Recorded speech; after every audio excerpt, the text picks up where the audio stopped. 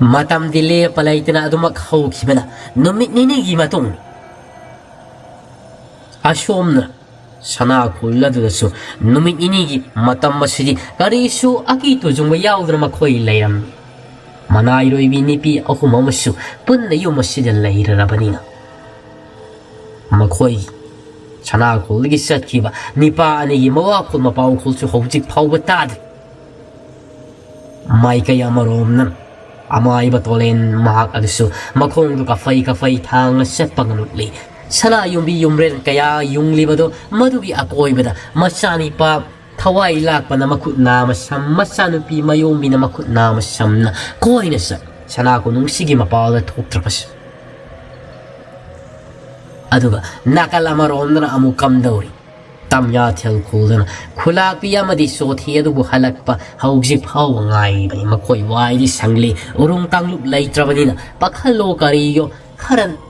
pang na ba saraga lainari khulak pa halak pi phau bodi makoi asum na pang na si haina dan asom na purial kulda sumangairi makoi awaba amata khangna ki to jungba laitana hingsa bagum laba numit yung bigi langolang dai du lang du na fakrabanina makoy lau pathap siya thadana potsay thadana nungay na punsi mare lamada layni khulak pa manigi apamba makoy pothok kaya puthok laga atopa khul singda makoy na satna potka ona ba natraga na tarit sinjada yon ba madugi wakal ni khalim aduga may kaya marom na kamdawri ba simla amadi maki khongburoy oiriba sothi haugsik talewrak ledo ayuki mata masida tadaida singnum khogi khunjin na do yoksil numit ninigi mamang di makoy numidagi matamda shauraba kairel kai jaw ma thengna khibado madu thengnagadra haidani yamna kina una shet pakang lup adu mayuk nagadra haidunu leira lakpan hausi khakta de yawrakpani mamit mana purput ahinga tomda makai makoy lakpan maram oiraga singnum khul de okselak lek khanbada khulak pi simla adu de haraubana ngam khai laikhidre mapuroi ba karong adu mikup asimak te da ujaba hanglagani haira khalladana so the so do mangai famasi yaurabadi pungpha pharedana hankibagi thokpa khulak padu bu ujarabadi thengna jarabadi masidagi sagolo kariyo tawraga hankibasu yaina haidana khalli makhoi ani kapai makhong lengam sangam da tha mamit uirum mamit ikut chama makai Jengnung kogi kunjilla jomna sangarli Jengnung kogi kunja singadu su amata kaungang makoy lak libadubu kufet kafet yeng na thongala domda mahai sibon wari sanari matam koire sakhang daba miwa yamata makoy gi kulla sida sangap daba ngasi na hongna na sangap pasibo karama kanglop oira ba jano kadai waidigi bulak libe jano haidan khanari Zothegi wakal lon da so sumna khalli Karino ni makoy singnung kul haiba sibo on thong na hongda lonchat khang khidreda miyok mishan su phatriba lak liba se kanano kari maram gino haiba su amata hangde haibani hoida aini hekta hangba haibaduni kari guma mat hangjege ba singnung kulgi konjin na dudagi yum sadna mathang kisang na lairam leba miyoy singat hoi masiri maitay lon ngangi na ikoy galon paunari na masiri haina mani ay koy su maitay lon ngang isamak maitay masamak na chadrabasu asom su mafumasida layriba kanglubasisu maitay lon ngangi maitay natrabasu sakmana redana sana laypak ang laypak ta layrabadi maitay lon sina namna loy na ngangnabani ayun na sote na hay ni padu kari maram gidabak lakpiba ay koy kulla sida kari matingo pangjawgi ay koy kulak pa mingam babu unasagi mahaki mayum ba lengjarakpani yarabadi ay koy mahaki mayum tamna amukta de pubi makoy singadu kufet kafet yengnay amarom da su singnaribani mamangi matamda kulak ang mingam bana tamtina longsa taret pan mana pairaga lakang matamda lenglaga thillaga hat khiba karong adugi mari mataga oiraba jala haina simla asiri makoy na masak amata khangnadi maramaduna karibu thok lagaba kulakpugi mayumda pushalaga haidan arubu karam unaba yaroi haibadi hairunigi lak ledo makoy tung damangda kulak amingamba ꯙꯔꯤ ꯑꯗꯨꯗ ꯃꯈꯣꯡ ꯌꯥꯟꯊꯔꯒ ꯐꯝꯂꯒ ꯃꯍꯥꯛꯀꯤ ꯃꯁꯤꯡ ꯃꯁꯣꯜ ꯅꯥꯏꯕꯤꯗꯨ ꯉꯁꯤꯁꯨ ꯍꯧꯔꯒ ꯂꯩꯔꯝꯃꯤ ꯃꯆꯥꯅꯤꯄꯥꯗꯨꯅ ꯏꯃꯨꯡ ꯑꯗꯨꯗ ꯂꯥꯎ ꯈꯣꯡꯗꯨꯅ ꯀꯣꯏꯆꯦꯟ ꯆꯦꯟꯗꯨꯅ ꯁꯥꯟꯅꯔꯤ ꯑꯉꯥꯡ ꯃꯆꯥꯗꯣ ꯃꯍꯥꯛꯀꯤ ꯂꯣꯏꯅꯕꯤ ꯆꯥꯎꯃꯩꯅ ꯑꯌꯨꯛ ꯑꯁꯤꯗ ꯆꯥꯛ ꯌꯦꯟꯁꯥꯡ ꯊꯣꯡꯅꯕ ꯀꯟꯅ ꯂꯥꯛꯅꯔꯤꯕꯅꯤ ꯃꯉꯥꯏꯔꯣꯏꯕꯤ ꯑꯃꯅꯤꯁꯨ ꯌꯦꯅ ꯈꯥꯂꯨꯈꯥ ꯁꯤꯠ ꯂꯝꯁꯤꯡ ꯇꯧꯗꯨꯅ ꯊꯕꯛ ꯑꯃꯒ ꯄꯥꯡꯅꯔꯤ ꯈꯨꯂꯥꯛꯄꯤ ꯁꯤꯝꯂꯥ ꯑꯃꯗꯤ ꯆꯣꯊꯦꯅ ꯂꯥꯛꯂꯤꯕꯗꯨ ꯃꯤꯉꯝꯕ ꯍꯟꯅ ꯐꯥꯎꯕ ꯌꯦꯡꯂꯛꯇꯦ ꯍꯥꯏꯗꯨꯅ ꯉꯥꯡꯂꯒ ꯂꯩ ꯃꯈꯣꯏ ꯈꯣꯜꯒꯤ ꯈꯨꯟꯖꯥ ꯑꯃꯅ ꯆꯪꯁꯤꯜꯂꯛꯂꯦ ꯍꯥꯏꯔꯒ ꯈꯨꯂꯥꯛꯄ ꯃꯤ ꯂꯥꯛꯂꯤꯌꯦ ꯈꯨꯂꯥꯛꯄꯕꯨ ꯎꯅꯖꯒꯅꯤ ꯍꯥꯏꯗꯅ ꯈꯨꯝꯗꯦ ꯑꯗꯨꯃꯛ ꯉꯥꯡꯂꯒ ꯂꯩ ꯑꯁꯣꯝꯗ ꯄꯥꯝ ꯁꯨꯔꯤꯕ ꯇꯣꯝꯄꯣꯛ ꯑꯗꯨꯅꯗꯤ ꯃꯈꯣꯏ ꯌꯨꯝꯒꯤ ꯃꯅꯤꯡꯗ ꯉꯝꯈꯠꯈ꯭ꯔꯕ ꯆꯤꯡꯃꯥꯏꯗꯨꯗ ꯁꯨꯔꯤꯕꯗꯨꯅꯗꯤ ꯌꯦꯡꯊꯣꯔꯛꯄꯗ ꯎꯔꯕꯅꯤ ꯑꯣ ꯁꯣꯏꯗ꯭ꯔꯦꯗꯅ ꯂꯥꯛꯂꯤꯕꯁꯦ ꯑꯩꯅꯁꯨ ꯅꯨꯡꯇꯤꯒꯤꯗ ꯈꯟꯗꯨꯅꯇ ꯂꯩꯕ ꯈꯨꯂꯥꯛꯄ ꯀꯥꯔꯣꯡꯒꯤ ꯃꯔꯤ ꯃꯇꯥ ꯑꯣꯏꯔꯒꯅꯤ ꯉꯁꯤꯗꯤ ꯂꯥꯟꯖꯥꯎ ꯑꯃꯅꯤ ꯊꯕꯛꯀ ꯂꯥꯏꯔꯤꯗ ꯍꯥꯏ ꯅꯨꯄꯤ ꯅꯪꯁꯨ ꯂꯥꯎꯅꯤ ꯑꯃꯨꯛꯇ ꯈꯟꯅ ꯆꯩꯅꯕ ꯌꯥꯎꯕ ꯇꯥꯔꯦꯅꯦ ꯀꯔꯝ ꯇꯧꯅꯤ ꯈꯨꯂꯥꯛꯄꯗꯨꯁꯨ ꯃꯁꯤꯡ ꯃꯁꯣꯜ ꯅꯥꯏꯍꯧꯏ ꯍꯥꯏꯗꯨꯅ ꯉꯁꯥꯏ ꯑꯩꯈꯣꯏꯅ ꯄꯥꯝ ꯀꯥꯟꯅꯉꯩ ꯆꯪꯂꯨꯕꯗ ꯇꯧꯍꯧꯔꯤꯕꯗꯨꯅꯤ ꯍꯥꯏꯗꯨꯅ ꯃꯇꯩ ꯃꯅꯥꯎ ꯑꯅꯤꯁꯨ ꯈ꯭ꯋꯥꯡꯁꯤ ꯁꯦꯠꯂꯒ ꯀꯨꯝꯊꯔꯛꯂꯝꯃꯤ ꯌꯧꯁꯤꯜꯂꯛꯂꯤ ꯍꯧꯖꯤꯛ ꯐꯥꯎꯕ ꯈꯨꯂꯥꯛꯄꯗꯣ ꯀꯧ ꯉꯥꯡꯗꯕꯤꯗꯨꯃꯛ ꯇꯧꯔꯒ ꯂꯩꯔꯦ ꯁꯣꯊꯤ ꯑꯃꯗꯤ ꯈꯨꯂꯥꯛꯄꯤ ꯁꯤꯝꯂꯥ ꯃꯈꯣꯏ ꯑꯅꯤꯗꯤ ꯌꯦꯅ ꯈꯥꯂꯨꯈꯥ ꯆꯦꯞꯊꯗꯅ ꯏꯃꯨꯡ ꯑꯗꯣꯝꯗꯒ ꯀꯥꯔꯣꯡ ꯑꯗꯨ ꯂꯩꯕ꯭ꯔꯥ ꯍꯥꯏꯗꯨꯅ ꯌꯦꯡꯂꯤ ꯍꯧꯖꯤꯛ ꯐꯥꯎꯕꯗꯤ ꯍꯪꯕ ꯉꯝꯗ꯭ꯔꯕꯁꯨ ꯉꯥꯏꯍꯥꯛꯀꯤ ꯃꯇꯨꯡꯗ ꯇꯣꯝꯄꯣꯛꯅ ꯈꯨꯂꯥꯛꯄ ꯃꯤꯉꯝꯕꯒꯤ ꯃꯁꯥ ꯆꯪꯁꯤꯜꯂꯒ ꯄꯥꯏꯔꯒ ꯅꯣꯝꯂꯒ ꯃꯤ ꯂꯥꯛꯂꯦ ꯈꯨꯂꯥꯛꯄ ꯍꯥꯏꯗꯨꯅ ꯀꯧꯔꯨꯕꯗꯒꯤ ꯃꯃꯤꯠ ꯍꯟꯅ ꯌꯦꯡꯊꯣꯔꯛꯄꯗ ꯎꯔꯦ ꯁꯤꯝꯂꯥꯒꯤ ꯁꯛꯇꯝ ꯃꯗꯨ ꯎꯔꯕꯗ ꯃꯁꯥꯗꯣ ꯃꯤꯍꯨꯜ ꯇꯤꯟꯕꯤ ꯀꯥꯡꯈꯤꯕꯒꯨꯝ ꯇꯧꯔꯦ ꯐꯨꯛ ꯍꯧꯒꯠꯂꯦ ꯃꯈ꯭ꯌꯥ ꯆꯤꯛꯂꯒ ꯈꯨꯂꯥꯛꯄꯤ ꯁꯤꯝꯂꯥꯒꯤ ꯃꯥꯏꯀꯩ ꯇꯝꯅ ꯆꯪꯁꯤꯜꯂꯛꯏ ꯑꯁꯥꯎ ꯄꯔꯩꯅꯔꯒ ꯆꯣꯊꯦꯅ ꯁꯤꯝꯂꯥꯒꯤ ꯃꯃꯥꯡꯗ ꯊꯕꯠ ꯑꯗꯨꯒ ꯈꯨꯂꯥꯛꯄ ꯃꯤꯉꯝꯕꯗꯨꯕꯨ ꯈꯨꯂꯥꯛꯄ ꯃꯤꯉꯝꯕ ꯑꯣꯏꯕꯤꯔꯕ꯭ꯔꯥ ꯆꯞ ꯂꯦꯞꯄꯤ ꯈꯨꯂꯥꯛꯄ ꯃꯤꯉꯝꯕ ꯃꯥꯅꯤ ꯅꯈꯣꯏ ꯃꯐꯝ ꯑꯁꯤꯗ ꯀꯔꯤꯒꯤ ꯂꯥꯛꯂꯤꯕꯅꯣ ꯀꯔꯤ ꯋꯥꯇꯥ ꯈꯣꯟꯊꯥꯅꯤꯒꯤ ꯇꯣꯝꯄꯣꯛ ꯑꯗꯨꯅꯗꯤ ꯈꯥꯝꯃꯤ ꯈꯨꯂꯥꯛꯄ ꯑꯃꯨꯛꯇ ꯍꯥꯏꯗꯨꯅ ꯑꯗꯨꯕꯨ ꯌꯥꯗꯦ ꯇꯣꯝꯄꯣꯛ ꯑꯗꯨ ꯑꯗꯨꯝ ꯄꯥꯏꯔꯒ ꯂꯥꯛꯇꯨꯅ ꯏꯟꯊꯣꯔꯛꯏ ꯃꯤꯉꯝꯕꯅ ꯁꯤꯝꯂꯥꯅ ꯈꯨꯂꯥꯛꯄ ꯃꯤꯉꯝꯕ ꯑꯩ ꯀꯥꯎꯕꯤꯔꯝꯕꯁꯨ ꯌꯥꯏ ꯎꯅꯗꯕꯗꯤ ꯀꯨꯏꯔꯦ ꯇꯥꯝꯌꯥꯊꯦꯜ ꯈꯨꯜꯒꯤ ꯈꯨꯂꯥꯛꯄ ꯀꯥꯔꯣꯡꯒꯤ ꯇꯥꯂꯣꯏ ꯁꯤꯡꯗ ꯆꯟꯕꯤ ꯑꯩꯒꯤ ꯏꯃꯤꯡꯅ ꯁꯤꯝꯂꯥ ꯀꯧꯖꯩ ꯏꯄꯨꯔꯣꯏꯕꯕꯨ ꯍꯜꯂꯛꯃꯟꯗ꯭ꯔꯕ ꯅꯨꯃꯤꯠꯁꯤꯡꯕꯨ ꯃꯁꯤꯡ ꯌꯥꯝꯁꯤꯜꯂꯛꯂꯕꯗ ꯑꯗꯣꯝꯒꯤ ꯃꯅꯤꯌꯥꯏ ꯑꯣꯏꯕꯗꯣ ꯑꯩꯈꯣꯏꯅ ꯄꯨꯔꯒ ꯁꯤꯖꯤꯟꯅꯔꯨꯕꯗꯒꯤ ꯊꯤꯜꯂꯨꯒꯅꯤ ꯍꯥꯏꯗꯅ ꯅꯍꯥꯟꯋꯥꯏ ꯆꯠꯈꯤꯕꯗꯣ ꯃꯗꯨ ꯂꯥꯛꯃꯟꯗ꯭ꯔꯕꯗꯒꯤ ꯃꯇꯥꯎꯒꯤ ꯌꯨꯝꯗ ꯑꯩꯈꯣꯏꯕꯨ ꯀꯥꯎꯅ ꯂꯩꯊꯣꯛꯈ꯭ꯔꯕ꯭ꯔꯥ ꯍꯥꯏꯗꯅ ꯀꯧꯕ ꯂꯥꯛꯆꯔꯤꯕꯅꯤ ꯊꯧꯒꯜꯂꯣꯟ ꯕꯦꯕꯥꯔ ꯋꯥꯍꯩ ꯋꯥꯇꯥ ꯑꯃꯠꯇ ꯀꯥꯏꯗꯦ ꯁꯤꯝꯂꯥꯅ ꯉꯥꯡꯂꯤꯕꯗꯣ ꯈꯨꯂꯥꯛꯄ ꯃꯤꯉꯝꯕꯅ ꯀꯔꯤ ꯅꯪ ꯑꯩꯉꯣꯟꯗ ꯃꯐꯝ ꯑꯁꯤꯒꯤ ꯅꯤꯡꯊꯧ ꯑꯣꯏꯔꯤꯕ ꯑꯩꯉꯣꯟꯗ ꯑꯗꯨꯝꯅ ꯍꯥꯏꯕ ꯌꯥꯕ꯭ꯔꯥ ꯍꯦꯛꯇ ꯁꯪꯒꯠꯂꯛꯄꯅꯤ ꯑꯀꯥꯏꯕ ꯋꯥꯁꯨ ꯑꯃꯠꯇ ꯌꯥꯎꯗꯅ ꯈꯨꯟꯖꯥꯁꯤꯡ ꯑꯗꯨꯗꯤ ꯃꯍꯩ ꯃꯁꯤꯗꯤ ꯁꯣꯏꯔꯦꯗꯅ ꯍꯥꯏꯗꯅ ꯃꯅꯤꯡ ꯍꯟꯇꯣꯛꯅꯕ ꯀꯤꯅ ꯃꯀꯥꯛꯅꯤꯡꯅꯕꯁꯨ ꯌꯥꯎ ꯆꯣꯊꯦꯗꯣ ꯃꯁꯤꯡ ꯃꯁꯣꯜ ꯅꯥꯏꯔꯛꯂꯤ ꯈꯨꯂꯥꯛꯄ ꯅꯍꯥꯛꯀꯤ ꯌꯨꯝꯁꯤꯗ ꯑꯩꯈꯣꯏ ꯃꯤꯊꯨꯡꯂꯦꯟ ꯑꯣꯏꯅ ꯑꯔꯥꯞꯄꯗꯒꯤ ꯂꯥꯛꯂꯕꯅꯤ ꯅꯍꯥꯛꯅ ꯉꯥꯡꯂꯤꯕ ꯊꯥꯔꯤꯕ ꯈꯣꯟꯗꯥ ꯂꯛꯇꯥ ꯑꯗꯨꯕꯨ ꯀꯔꯤ ꯈꯣꯟꯗꯥꯅꯣ ꯃꯁꯤ ꯅꯈꯣꯏꯒꯤ ꯃꯐꯝ ꯑꯁꯤꯒꯤ ꯆꯠꯅꯕꯤ ꯑꯗꯨꯕꯨ ꯃꯍꯥꯛ ꯃꯈꯨꯠ ꯑꯗꯨꯅ ꯇꯥꯞ ꯂꯥꯎꯅ ꯄꯥꯏꯔꯒ ꯃꯤꯉꯝꯕꯒꯤ ꯃꯈꯨꯠ ꯑꯗꯨ ꯃꯨꯛꯊꯠꯂꯤ ꯑꯗꯨꯒ ꯂꯥꯛꯇꯨꯅ ꯃꯤꯉꯝꯕꯗꯨ ꯏꯜꯂꯤ ꯃꯤꯉꯝꯕ ꯇꯨꯡ ꯑꯗꯣꯝꯗ ꯈꯣꯡꯐꯝ ꯑꯃꯅꯤ ꯍꯜ ꯑꯃꯨꯛ ꯆꯦꯟꯁꯤꯜꯂꯒ ꯆꯣꯊꯦꯗ ꯏꯟꯒꯦ ꯍꯥꯏꯗꯨꯅ ꯇꯧꯕꯒ ꯇꯣꯝꯄꯣꯛ ꯑꯗꯨꯅ ꯆꯪꯁꯤꯜꯂꯒ ꯇꯥꯞ ꯐꯥꯈ꯭ꯔꯦ ꯃꯤꯉꯝꯕꯗꯨ ꯃꯈ꯭ꯋꯥꯡꯗ ꯀꯣꯟꯈ꯭ꯔꯦ ꯈꯨꯂꯥꯛꯄ ꯑꯃꯨꯛꯇ ꯇꯞꯊꯕꯤꯀꯣ ꯈꯨꯂꯥꯛꯄ ꯃꯤꯉꯝꯕꯅ ꯂꯧꯏ ꯅꯈꯣꯏꯒꯤ ꯈꯨꯂꯥꯛꯄ ꯅꯪꯒꯤꯅ ꯅꯋꯥꯅ ꯄꯨꯔꯣꯏꯕ ꯀꯥꯔꯣꯡ ꯑꯗꯣ ꯑꯩꯅ ꯍꯥꯠꯈ꯭ꯔꯦ ꯑꯩꯅ ꯂꯣꯡꯁꯥ ꯇꯔꯦꯠ ꯄꯥꯟꯕꯅ ꯃꯊꯕꯛ ꯊꯩꯖꯤꯟꯗ ꯊꯤꯜꯂꯒ ꯍꯥꯠꯈ꯭ꯔꯕꯅꯤ ꯃꯐꯝ ꯑꯁꯤꯗꯒꯤ ꯇꯥꯝꯅ ꯆꯤꯡꯁꯥꯅ ꯄꯣꯝꯅ ꯂꯪꯊꯣꯛꯈ꯭ꯔꯕꯅꯤ ꯁꯥ ꯀꯩꯒꯤ ꯃꯆꯤꯟꯖꯥꯛ ꯅꯍꯥꯟ ꯑꯣꯏꯔꯝꯂꯒꯅꯤ ꯁꯔꯨ ꯁꯌꯥꯡ ꯐꯥꯎꯕ ꯀꯦꯝꯂꯝꯂꯒꯅꯤ ꯅꯈꯣꯏꯅ ꯃꯍꯥꯛ ꯁꯥꯗꯨꯒꯤ ꯈꯣꯡꯒꯨꯜ ꯂꯤꯕ ꯂꯥꯛꯂꯤꯕ ꯅꯈꯣꯏꯁꯨ ꯍꯟꯈꯤꯕ ꯌꯥꯔꯔꯣꯏ ꯀꯅꯥ ꯂꯩ ꯇꯦꯃꯦꯟꯇꯥ ꯂꯤꯔꯨꯡ ꯇꯦꯟꯖꯩ ꯄꯨꯊꯣꯛꯂꯣ ꯑꯅꯤ ꯑꯁꯤꯕꯨ ꯂꯦꯡꯂꯒ ꯈꯨꯗꯛꯇ ꯃꯀꯛ ꯀꯛꯊꯠꯂꯒ ꯍꯥꯠꯀꯗꯕꯅꯤ ꯍꯥꯏꯗꯨꯅ ꯆꯣꯊꯦꯗꯣ ꯃꯁꯥ ꯅꯤꯛꯄ ꯑꯃ ꯌꯥꯎꯔꯦ ꯁꯥꯎꯅꯤꯡꯃꯟꯕꯅ ꯃꯍꯥꯛ ꯀꯔꯤꯒꯨꯝꯕ ꯑꯃ ꯇꯧꯔꯦ ꯉꯥꯡꯂꯤꯕ ꯋꯥꯁꯤ ꯃꯈꯣꯏꯗꯤ ꯍꯥꯟꯅꯗꯒꯤ ꯈꯪꯂꯕꯅꯤ ꯁꯨꯡꯁꯣꯏ ꯁꯣꯏꯗꯅ ꯈꯨꯂꯥꯛꯄ ꯀꯥꯔꯣꯡꯗꯣ ꯈꯨꯗꯣꯡꯊꯤꯕ ꯑꯃꯗꯤ ꯇꯥꯔꯝꯂꯒꯅꯤ ꯍꯥꯏꯕꯗꯨ ꯄꯥꯎꯊꯥꯃꯩ ꯃꯈꯣꯏ ꯋꯥ ꯇꯥꯅꯕꯗꯒꯤ ꯑꯗꯨꯕꯨ ꯈꯨꯂꯥꯛꯄꯤꯒꯤ ꯋꯥꯈꯜ ꯅꯨꯡꯉꯥꯏꯖꯅꯕ ꯍꯥꯏꯗꯅ ꯑꯁꯦꯡꯕꯗꯨꯃꯛꯇꯤ ꯈꯪꯗ꯭ꯔꯤꯕꯅꯤꯅ ꯂꯥꯛꯄꯅꯤ ꯈꯜꯂꯝꯂꯤꯕ ꯆꯤꯡꯅꯔꯝꯂꯤꯕꯗꯨ ꯆꯨꯝꯕꯁꯤꯗ ꯃꯍꯥꯛꯇꯤ ꯈꯣꯏꯗꯧ ꯊꯤꯠꯄꯅ ꯂꯣꯏꯔꯦ ꯑꯃꯨꯛꯁꯨ ꯈꯨꯂꯥꯛꯄꯤ ꯁꯤꯝꯂꯥꯁꯤ ꯀꯔꯝꯕ ꯐꯤꯕꯝꯗ ꯑꯣꯏꯒꯗꯕ ꯍꯥꯏꯗꯨꯅ ꯈꯜꯂꯤ ꯈꯨꯂꯥꯛꯄꯤ ꯁꯤꯝꯂꯥ ꯈꯨꯗꯛꯇ ꯃꯃꯤꯠ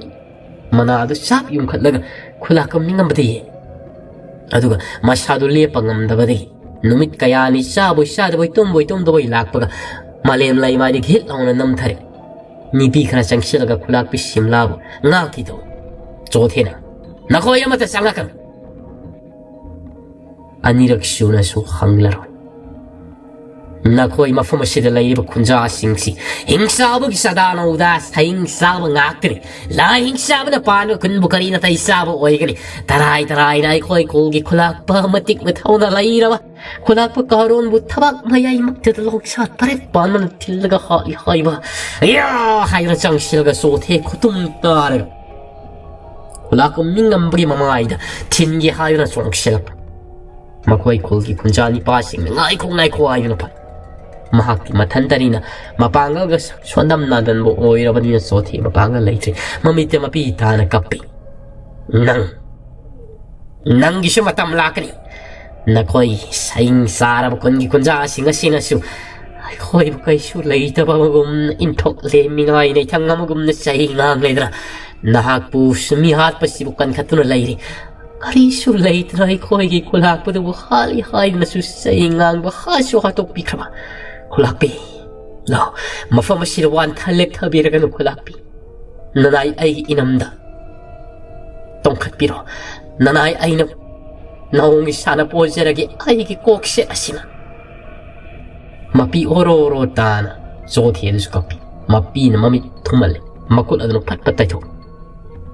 ꯂꯦꯛꯊꯕꯣꯏ ꯋꯥꯟꯊꯕꯣꯏ ꯋꯥꯈꯜ ꯇꯔꯪ ꯆꯠꯅꯕ ꯀꯨꯟꯊꯗꯨꯅ ꯐꯝꯊꯗꯨꯅ ꯂꯩꯕ ꯃꯀꯣꯛ ꯄꯥꯏꯔꯒ ꯈꯨꯂꯥꯛꯄꯤ ꯁꯤꯝꯂꯥꯗꯨꯕꯨ ꯅꯝꯐꯨꯗ ꯃꯍꯥꯛꯅ ꯃꯅꯪꯒꯟꯗ ꯊꯥꯡꯒꯠꯂꯒ ꯄꯣꯔꯒ ꯑꯉꯥꯡ ꯅꯍꯣꯡ ꯁꯥꯔꯞ ꯄꯣꯕꯒꯨꯝ ꯄꯣꯔꯒ ꯃꯄꯤ ꯑꯣꯔꯣ ꯇꯥꯅ ꯍꯟꯅ ꯃꯃꯤꯠ ꯈꯥꯅ ꯈꯨꯂꯥꯛꯄ ꯅꯤꯡꯉꯝꯕꯁꯤꯗꯤ ꯌꯦꯡꯉꯝꯂꯦ ꯍꯥꯏꯔꯒ ꯅꯪ ꯍꯥꯏꯗꯅ ꯃꯈꯨꯠ ꯆꯤꯡꯂꯝꯂꯒ ꯃꯈꯣꯏ ꯈꯨꯜ ꯑꯁꯤ ꯊꯥꯗꯣꯛꯅꯕ ꯈꯣꯟꯖꯤꯟ ꯃꯥꯏꯀꯩ ꯄꯥꯡꯈ꯭ꯔꯦ ꯃꯈꯣꯏ ꯈꯨꯜ ꯑꯁꯤ ꯊꯥꯗꯣꯛꯇꯨꯅ ꯆꯠꯈ꯭ꯔꯦ ꯅꯤꯡꯉꯝꯕꯁꯤ ꯍꯧꯖꯤꯛ ꯃꯆꯤꯡ ꯃꯁꯣ ꯅꯥꯏꯅ ꯃꯍꯥꯛꯀꯤ ꯍꯧꯅꯕꯤꯗꯨ ꯍꯧꯔꯨꯕꯒ ꯆꯞ ꯆꯥꯅꯅ ꯍꯥꯏꯔꯣꯏ ꯈꯪꯗꯅ ꯋꯥ ꯀꯌꯥꯗꯣ ꯍꯥꯏꯈꯤꯕꯅꯤ ꯉꯥꯏꯍꯥꯛꯀꯤ ꯃꯇꯨꯡꯗ ꯃꯍꯥꯛ ꯍꯥꯟꯅꯒꯤ ꯋꯥꯈꯜꯂꯣꯟꯗꯨ ꯂꯥꯛꯂꯤ ꯃꯍꯥꯛꯀꯤ ꯍꯥꯟꯅꯒꯤ ꯋꯥꯈꯜꯂꯣꯟ ꯂꯥꯛꯄ ꯇꯥꯔꯕꯁꯨ ꯑꯗꯨꯃꯛ ꯀꯥꯔꯣꯡ ꯍꯥꯠꯂꯨꯔꯤꯕꯗꯨ ꯃꯍꯥꯛꯀꯤ ꯃꯔꯥꯜ ꯅꯠꯇꯦ ꯃꯈꯣꯏꯒꯤ ꯃꯔꯥꯜ ꯌꯥꯅ ꯇꯧꯐꯝ ꯊꯣꯛꯄ ꯊꯧꯕꯅꯤ ꯍꯥꯏꯗꯅ ꯈꯜꯂꯒꯗꯤ ꯂꯩꯔꯤ ꯃꯍꯥꯛꯅ ꯈꯜꯂꯤꯕꯁꯤꯗꯪ ꯆꯨꯝꯃꯤ ꯍꯥꯏꯗꯅꯁꯨ ꯈꯜꯂꯝꯃꯤ ꯈꯨꯟꯖꯥ ꯑꯃꯗꯅ ꯆꯨꯝꯃꯤꯉꯝꯕꯒꯤ ꯃꯐꯝꯗ ꯍꯥꯏꯕ ꯉꯝꯂꯝꯗꯦ ꯉꯥꯡꯕ ꯉꯝꯗꯦ ꯃꯔꯝꯗꯤ ꯃꯤꯉꯝꯕ ꯂꯥꯏ ꯍꯤꯡꯁꯥꯕꯒꯤ ꯃꯇꯤꯛ ꯌꯥꯏ ꯐꯨꯗꯣꯛꯀꯦ ꯇꯧꯅ ꯂꯩꯔꯤꯕꯅꯤꯅ ꯃꯤꯑꯣꯏꯁꯤꯡ ꯑꯁꯤ ꯃꯍꯥꯛꯅ ꯇꯨꯝꯅ ꯇꯥꯡꯅ ꯍꯥꯠꯄꯗꯤ ꯇꯔꯥꯏꯕ ꯑꯃ ꯑꯣꯏꯒꯅꯤ ꯍꯥꯏꯗꯅ ꯀꯤꯅ ꯑꯣꯟꯁꯤꯟꯅꯔꯝꯗꯦ ꯈꯨꯂꯥꯛꯄꯤ ꯆꯥꯎꯃꯩꯁꯨ ꯃꯄꯤ ꯇꯥꯅ ꯀꯞꯂꯝꯃꯤ ꯃꯆꯥꯁꯤꯒꯤ ꯈꯜꯂꯒ ꯃꯍꯥꯛ ꯃꯄꯨꯔꯣꯏꯕꯁꯤꯕꯨ ꯁꯦꯟꯅꯗꯨꯅ ꯂꯩꯖꯕꯅꯤ ꯀꯔꯤꯒꯨꯝꯕ ꯃꯄꯨꯔꯣꯏꯕꯁꯤꯅ ꯑꯁꯤꯒꯨꯝꯕ ꯐꯤꯕꯝꯗ ꯂꯥꯏ ꯍꯤꯡꯁꯥꯕꯒꯤ ꯃꯇꯤꯛ ꯃꯌꯥꯏꯁꯦ ꯀꯣꯟꯅ ꯑꯃꯨꯛ ꯐꯨꯗꯣꯔꯛꯀꯅꯤ ꯇꯝꯊꯤꯕ ꯃꯑꯣꯡ ꯑꯃ ꯑꯣꯏꯔꯛꯀꯅꯤ ꯈꯪꯂꯝꯕ ꯇꯥꯔꯕꯗꯤ ꯃꯍꯥꯛ ꯄꯨꯟꯁꯤ ꯂꯩꯄꯨꯟ ꯐꯥꯎꯕ ꯁꯦꯝꯂꯣꯏꯗꯕꯅꯤ ꯍꯥꯏꯕꯗꯨ ꯌꯧꯔꯕꯅꯤ ꯆꯥꯎꯃꯩꯗꯁꯨ ꯄꯥꯝꯕꯩꯗꯤ ꯂꯩꯇꯦ ꯐꯠꯇ꯭ꯔꯕꯁꯨ ꯃꯤ ꯍꯥꯠꯂꯕꯁꯨ ꯃꯋꯥ ꯃꯄꯨꯔꯣꯏꯕ ꯍꯥꯏꯕꯁꯤꯗꯤ ꯃꯗꯨꯒꯤ ꯃꯤꯅꯨꯡꯁꯤꯗꯤ ꯀꯣꯛꯄ ꯍꯧꯅꯗꯦ ꯑꯅꯤ ꯑꯗꯨꯅ ꯀꯞꯇꯨꯅ ꯈꯨꯂꯥꯛꯄꯤ ꯁꯤꯝꯂꯥꯗꯨꯅ ꯋꯥꯈꯜ ꯇꯔꯪ ꯆꯅ ꯆꯠꯈ꯭ꯔꯤꯕꯗꯨ ꯂꯩꯍꯧꯔꯤꯕ ꯆꯤꯡꯅꯨꯡꯈꯨꯜꯒꯤ ꯈꯨꯟꯖꯥꯁꯤꯡ ꯑꯁꯤꯅ ꯃꯊꯃꯣꯏ ꯑꯃꯠꯇ ꯅꯨꯡꯉꯥꯏꯔꯝꯗꯦ ꯁꯣꯏꯗꯅ ꯂꯥꯟꯖꯥꯎ ꯑꯃꯗꯤ ꯊꯣꯛꯂꯒꯅꯤ ꯍꯥꯏꯕꯗꯨ ꯈꯪꯂꯛ ꯃꯈꯣꯏꯒꯤ ꯃꯔꯥꯜ ꯂꯩꯖꯗ꯭ꯔꯕ ꯈꯨꯟꯖꯥꯁꯤꯡꯁꯨ ꯌꯥꯎꯅ ꯈꯨꯂꯥꯛꯄꯤ ꯁꯤꯝꯂꯥ ꯆꯣꯊꯦ ꯃꯈꯣꯏꯅ ꯑꯗꯨꯛ ꯊꯤꯅ ꯂꯥꯟꯅ ꯂꯧꯈ꯭ꯔꯕꯅꯤ ꯃꯇꯝ ꯄꯨꯝꯅꯃꯛꯇ ꯉꯥꯛꯄꯤꯕ ꯉꯝꯂꯔꯣꯏꯗꯕ ꯆꯤꯡꯅꯨꯡꯈꯨꯜꯗ ꯂꯩꯔꯤꯕ ꯈꯨꯟꯖꯥꯁꯤꯡꯒꯤ ꯃꯊꯃꯣꯏꯗ ꯀꯣꯛꯄ ꯉꯝꯂꯔꯣꯏꯗꯕ ꯃꯩ ꯑꯃꯁꯨ ꯍꯟꯗꯛꯀꯤ ꯃꯇꯥꯡ ꯑꯁꯤꯗ ꯇꯥꯈ꯭ꯔꯦ ꯃꯈꯣꯏꯅ ꯍꯦꯛ ꯆꯠꯈꯤꯕꯒ ꯄꯨꯡꯖꯥ 3ꯃꯨꯛꯀꯤ ꯃꯇꯨꯡꯗ ꯁꯅꯥꯈꯣꯜꯗꯒꯤ ꯊꯥꯔꯛꯈꯤꯕ ꯅꯤꯄꯥꯅꯤ ꯑꯃꯅ ꯃꯅꯤꯒꯤ ꯆꯍꯤ ꯂꯣꯟꯒ ꯑꯃꯅ ꯑꯃꯥꯏꯕ ꯇꯣꯂꯦꯟꯒꯤ ꯆꯍꯤ ꯂꯣꯟꯒ ꯃꯈꯣꯏ ꯑꯅꯤꯁꯨ ꯆꯤꯡꯅꯨꯡꯈꯣꯜ ꯈꯨꯟꯖꯤꯟ ꯌꯧꯁꯤꯜꯂꯛꯂꯤ ꯏꯕꯨꯡꯉꯣ ꯌꯦꯡꯉꯨꯅꯦ ꯅꯣꯡꯄꯣꯛ ꯃꯥꯏꯀꯩ ꯁꯣꯝꯗ ꯁꯝꯂꯒ ꯂꯥꯛꯄꯁꯤ ꯋꯥꯈ꯭ꯔꯦ ꯑꯩꯈꯣꯏꯒꯤ ꯏꯅꯤꯡꯊꯧ ꯂꯥꯏꯉꯝꯅ ꯍꯥꯏꯔꯛꯈꯤꯕ ꯑꯁꯨꯝꯅ ꯇꯧꯔꯒ ꯂꯩꯔꯝꯒꯅꯤ ꯍꯥꯏꯈꯤꯕ ꯐꯤꯕꯝ ꯑꯗꯨꯃꯛ ꯆꯞ ꯆꯥꯅꯅ ꯃꯐꯝ ꯑꯁꯤꯗ ꯈꯨꯜ ꯑꯃ ꯂꯩꯔꯤꯕꯁꯤ ꯑꯣꯏꯕ ꯇꯥꯏ ꯆꯤꯡꯅꯨꯡꯈꯨꯜ ꯍꯥꯏꯕꯗꯣ ꯑꯣꯏꯒꯅꯤ ꯃꯥꯃ ꯃꯐꯝ ꯑꯁꯤꯗ ꯑꯣꯏꯒꯅꯤ ꯑꯗꯨꯕꯨ ꯁ꯭ꯋꯥꯕꯅꯗꯤ ꯂꯣꯏꯔꯦꯗ ꯆꯥꯛꯁꯨ ꯍꯨꯏ ꯍꯨꯏ ꯂꯥꯎꯅ ꯍꯦꯛ ꯂꯥꯝꯈꯠꯂꯛꯏ ꯀꯔꯤꯁꯨ ꯉꯁꯤ ꯑꯌꯨꯛꯁꯤꯒꯤ ꯄꯨꯛꯁꯤꯗ ꯇꯥꯔꯛꯇ꯭ꯔꯤꯕꯅꯤꯅ ꯑꯩ ꯆꯥꯛꯀ ꯂꯥꯏꯔꯤꯅꯦꯍꯦ ꯃꯈꯣꯏ ꯈꯨꯂꯥꯛꯄꯁꯤꯒꯤ ꯃꯌꯨꯝꯗꯕꯨ ꯆꯪꯂꯕꯗꯤ ꯁꯥꯋꯣ ꯉꯥꯋꯣ ꯍꯦꯛꯇ ꯂꯃꯣꯛ ꯇꯨꯃꯣꯛ ꯂꯝꯁꯟ ꯄꯨꯝꯅꯃꯛꯀ ꯆꯥꯔꯒꯗꯧꯅꯤꯅꯤ ꯆꯥꯛ ꯈꯛꯇꯒ ꯅꯠꯇꯦ ꯂꯥꯎ ꯆꯠꯂꯁꯤ ꯋꯥꯔꯕꯁꯨ ꯃꯈꯣꯏ ꯃꯌꯨꯝ ꯌꯧꯔꯒ ꯄꯣꯞ ꯇꯥꯡꯉ ꯍꯦꯛ ꯋꯥ ꯑꯆꯥ ꯑꯊꯛ ꯃꯌꯥꯝ ꯄꯤꯖꯅꯕ ꯍꯥꯏꯗꯨꯅ ꯃꯈꯣꯏ ꯑꯗꯨꯃꯛ ꯆꯪꯉꯛꯏ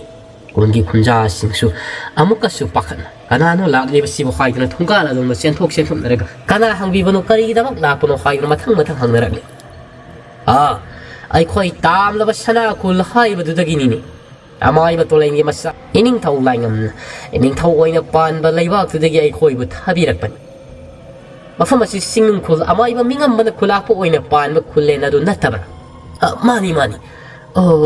ꯌꯥꯝꯅ ꯅꯨꯡꯉꯥꯏꯔꯦ ꯑꯁꯣꯝꯗ ꯂꯦꯡꯁꯤꯟꯕꯤꯔꯛꯎ ꯍꯥꯏꯗꯨꯅ ꯍꯥꯏ ꯂꯥꯏꯉꯝꯅꯁꯨ ꯃꯁꯤꯒꯤ ꯋꯥꯐꯝꯁꯤ ꯈꯪꯉꯝꯈꯤꯔꯣꯏ ꯍꯥꯏꯅ ꯈꯟꯗꯨꯅ ꯋꯥꯈꯜ ꯈꯔꯗꯤ ꯌꯥꯡꯉꯝ ꯈꯨꯂꯥꯛꯄ ꯃꯤꯉꯝꯕꯒꯤ ꯃꯌꯨꯝ ꯌꯧꯔꯦ ꯃꯈꯣꯏ ꯁꯨꯃꯥꯡ ꯑꯗꯨꯗ ꯐꯤꯗꯥ ꯊꯥꯔꯒ ꯐꯝꯍꯜꯂꯤ ꯐꯌꯥꯝꯗꯤ ꯀꯨꯏꯔꯛꯂꯤ ꯀꯔꯤ ꯀꯔꯤ ꯑꯆꯥ ꯑꯊꯛꯅ ꯊꯧꯒꯜ ꯐꯪꯖꯧꯒꯦ ꯃꯐꯝ ꯑꯁꯤꯗ ꯆꯥꯛꯂꯦꯟ ꯑꯃ ꯁꯤꯜꯂꯒ ꯆꯥꯕꯤꯔꯣ ꯍꯥꯏꯗꯨꯅ ꯋꯥꯍꯩ ꯑꯃꯠꯇꯁꯨ ꯍꯧꯖꯤꯛ ꯍꯥꯏꯔꯛꯇꯦ ꯈꯨꯂꯥꯛꯄ ꯃꯤꯉꯝꯕꯗꯨꯁꯨ ꯏꯃꯨꯡꯗꯒꯤ ꯊꯣꯛꯂꯛꯇꯦ ꯆꯥꯎꯃꯩ ꯑꯗꯨꯗ ꯀꯛ ꯑꯉꯥꯡ ꯃꯅꯞꯁꯨꯗꯣ ꯄꯝꯂꯒ ꯃꯅꯥꯏꯔꯣꯏꯕꯤ ꯑꯃꯅꯤꯒ ꯊꯣꯔꯛꯂꯒ ꯉꯥꯏꯍꯥꯛꯇ ꯉꯥꯏꯕꯤꯈꯣ ꯈꯨꯂꯥꯛꯄꯗꯣ ꯃꯁꯥ ꯈꯔ ꯉꯝꯗꯦ ꯍꯥꯏꯗꯨꯅ ꯂꯩꯍꯧꯔꯤ ꯍꯥꯏꯗꯨꯅ ꯍꯥꯏꯖꯩ ꯂꯥꯛꯂꯤꯕ ꯑꯅꯤ ꯑꯗꯨꯁꯨ ꯃꯃꯤꯠ ꯀꯥꯐꯩ ꯌꯦꯡꯅꯔꯒ ꯃꯁꯤꯕꯨ ꯑꯣꯟꯊꯣꯛꯄꯅꯤꯗ ꯀꯔꯤ ꯃꯇꯧꯅꯣꯅꯤ ꯑꯣꯟꯕꯨ ꯑꯣꯟꯅꯔꯕ ꯖꯥꯠꯂꯥ ꯈꯨꯂꯥꯛꯄ ꯃꯤꯉꯝꯕ ꯍꯥꯏꯕꯗꯨꯗꯤ ꯑꯃꯥꯏꯕ ꯇꯣꯂꯩꯒꯤ ꯃꯆꯥ ꯂꯥꯏꯉꯝ ꯃꯃꯤꯡꯇꯪ ꯄꯟꯕꯗ ꯊꯋꯥꯏ ꯌꯥꯎꯅ ꯆꯣꯡꯊꯣꯛꯄꯤꯔꯛꯀꯅꯤ ꯍꯥꯏꯗꯨꯅꯗꯤ ꯏꯅꯤꯡꯊꯧ ꯂꯥꯏꯉꯝꯅꯗꯤ ꯄꯟꯕꯤꯔꯦ ꯑꯗꯨꯒ ꯑꯣꯟꯊꯣꯛꯅ ꯇꯥꯏꯑꯣꯟꯅꯈ꯭ꯔꯦꯗ ꯃꯐꯝ ꯑꯁꯤꯗ ꯂꯩꯔꯤꯕꯁꯤꯗꯤ ꯃꯥꯃꯥ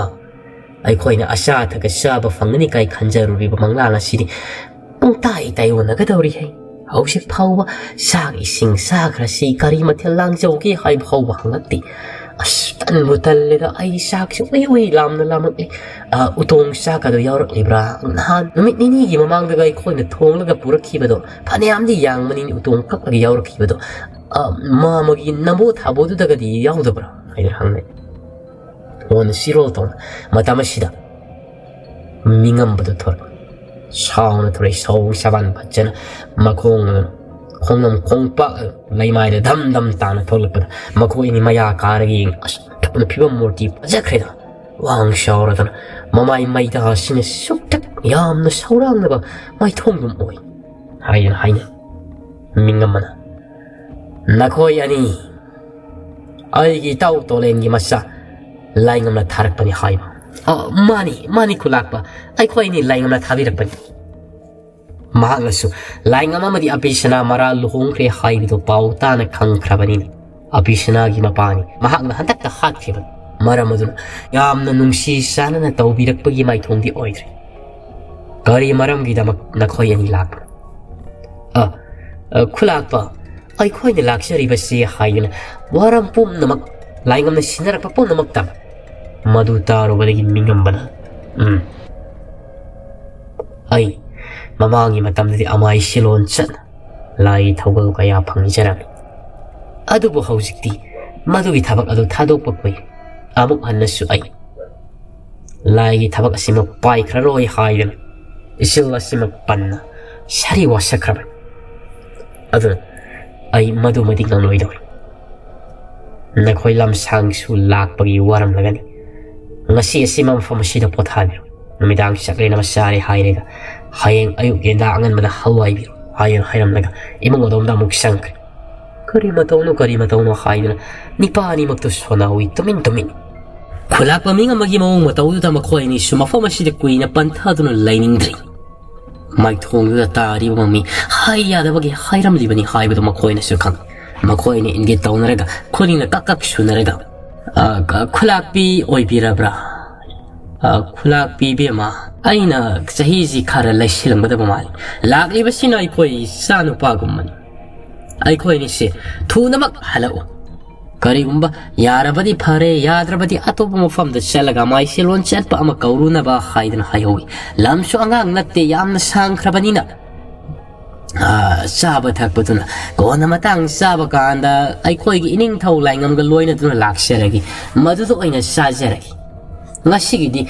ꯅꯨꯡꯉꯥꯏ ꯃꯐꯝ ꯑꯁꯤ ꯌꯧꯅ ꯈꯨꯂꯥꯛꯄ ꯃꯤꯉꯝꯕꯒꯤ ꯁꯛꯇꯝꯁꯨ ꯎꯕ ꯐꯪꯖꯕ ꯑꯩꯈꯣꯏ ꯍꯋꯥꯏꯖꯔꯒꯦ ꯍꯥꯏꯕꯕꯨ ꯌꯥꯏꯌꯦ ꯌꯥꯏꯌꯦ ꯇꯥꯗ ꯑꯩꯈꯣꯏꯒꯤ ꯅꯤꯄꯥꯁꯦ ꯃꯁꯥꯁꯤ ꯏꯅꯨꯡ ꯅꯨꯡꯉꯥꯏꯇꯕꯅꯤ ꯑꯁꯤ ꯈꯛꯇꯁꯨ ꯅꯠꯇꯅ ꯃꯍꯥꯛꯁꯦ ꯍꯟꯗꯛ ꯃꯔꯛꯁꯦ ꯀꯔꯤꯒꯨꯝꯕ ꯂꯥꯏꯌꯣꯛ ꯇꯤꯅꯣꯛꯄ ꯑꯃꯁꯨ ꯌꯥꯎꯗꯨꯅ ꯁꯧꯔꯥꯡꯅꯗꯨꯅꯇ ꯂꯩꯔꯦ ꯁꯣꯏꯔꯣꯟ ꯐꯥꯔꯣꯟ ꯄꯨꯡꯂꯣꯟꯗ ꯂꯣꯟꯗꯅ ꯑꯗꯨꯅ ꯇꯧꯖꯕꯅꯤ ꯂꯥꯏꯔꯝ ꯇꯤꯜꯂꯝꯒꯤ ꯊꯕꯛꯇꯤ ꯃꯍꯥꯛ ꯄꯥꯏꯗꯕ ꯀꯨꯏꯔꯦ ꯏꯌꯥ ꯇꯧꯅ ꯆꯥꯎꯃꯩꯗꯣ ꯍꯥꯏ ꯃꯗꯨꯗꯒꯤ ꯃꯈꯣꯏꯅꯤꯁꯨ ꯀꯨꯏꯅ ꯃꯐꯝꯁꯤꯗ ꯂꯩꯊꯕ ꯑꯐꯕ ꯑꯣꯏꯔꯣꯏ ꯈꯟꯗꯨꯅ ꯐꯨꯛ ꯍꯧꯒꯠꯂꯒ ꯈꯨꯜ ꯑꯁꯤ ꯊꯥꯗꯣꯛꯇꯨꯅ ꯆꯠꯈ꯭ꯔꯦ ꯁꯅꯥꯈꯣꯜꯒꯤ ꯃꯥꯏꯀꯩ ꯇꯝ ꯇꯨꯡꯒꯤ ꯄꯨꯟꯁꯤꯗ ꯀꯔꯤꯕꯨ ꯑꯣꯏꯔꯛꯀꯗꯧꯔꯤꯕ ꯈꯨꯂꯥꯛꯄ ꯃꯤꯉꯝꯕꯒꯤ ꯃꯍꯥꯛ ꯉꯁꯤ ꯊꯥꯡꯈ꯭ꯔꯤꯕ ꯈꯣꯡꯊꯥꯡ ꯑꯁꯤꯅ ꯃꯥꯏꯀꯩ ꯑꯃꯔꯣꯝꯗꯅ ꯀꯝꯗꯧꯔꯤꯕ ꯁꯤꯡꯅꯨꯡ ꯈꯨꯜ ꯑꯁꯤꯗꯒꯤ ꯐꯅ ꯁꯥꯡꯅ ꯄꯨꯗꯨꯅ ꯂꯥꯛꯂꯤ ꯀꯅꯥ ꯈꯨꯂꯥꯛꯄꯤ ꯁꯤꯝꯂꯥꯗꯣ ꯁꯣꯊꯤꯅ ꯄꯨꯈ꯭ꯔꯤ ꯃꯆꯥ ꯑꯃꯈꯛ ꯂꯩꯔꯝ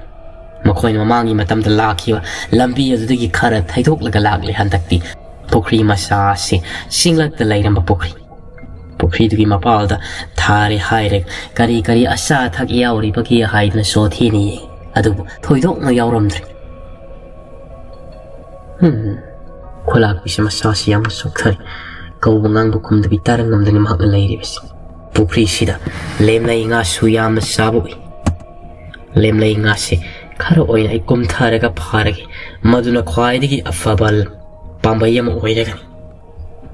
하이든 홀라고이도 부크리 마파라두다 막 타레 하이르게 송타그리 소디 아파와 하이버신 마학수 아슈키 마틱 하이라만 아두 마코투나디 헥타 가리수 랑 오이라바수 루 오이라바수 홀라야마타 야우든 마항나 파루부드로 마람 오이레가 나도 박에 파바 ngomlamdi ngadi hekta prik prik sauna leirammi kumthawdu makhongdaga theng thingar wai dra ngadu sal madudigi mai thangda makhol ani matra mamit usalga je lama handak mukti haina namma nga jaum phai chawi ngadu pajakheda masi nga shi kai nga no shiba shana masu gumna su taw shana man bi kai de oiraba jalani audi auranida